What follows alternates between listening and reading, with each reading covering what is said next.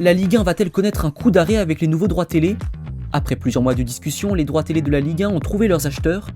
DAZN est devenu le diffuseur principal en possédant 8 des 9 matchs programmés chaque journée du championnat français. Une seule rencontre sera diffusée sur beIN Sport. Mais alors, pourquoi cette nouvelle acquisition des droits télé fait tellement jaser? Pour suivre l'intégralité de la Ligue 1, il faudra prendre l'offre DAZN Unlimited d'un prix de 29,99€ par mois avec engagement d'1 an. Sans engagement, ce sera 39,99€ mensuel. Si cette offre ne vous convient pas, une autre existe à 14,99€ par mois et donne accès à un match par journée, mais sans la possibilité de choisir son match. Ce sera obligatoirement une rencontre du dimanche à 17h.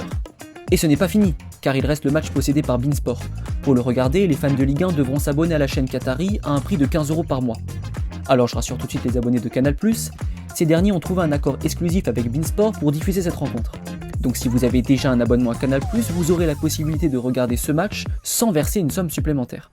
L'annonce de ces sommes a provoqué un tollé chez les téléspectateurs et également fait réagir les dirigeants de clubs. En effet, les droits télé de la Ligue 1 n'ont jamais été achetés pour un prix aussi faible, à 500 millions d'euros par an en moyenne, ce qui représente un cruel manque à gagner pour les clubs. Pour le Racing, on parle d'une baisse de 20 millions à 8 millions d'euros, d'autant plus que les travaux du stade représentent déjà un manque à gagner pour le club. Marc Keller s'est exprimé dans un récent article publié par nos confrères des DNA. Il a expliqué que le club aurait été en grande difficulté sans Blue Co à ses côtés. Quoi qu'il en soit, le téléspectateur reste le grand perdant de ce feuilleton des droits télé. Prendre les différents abonnements, voir le match chez des amis ou le regarder dans un bar, quelle solution choisir pour cette saison? Personnellement, je ne sais toujours pas quoi faire, mais je serais curieux de connaître votre avis.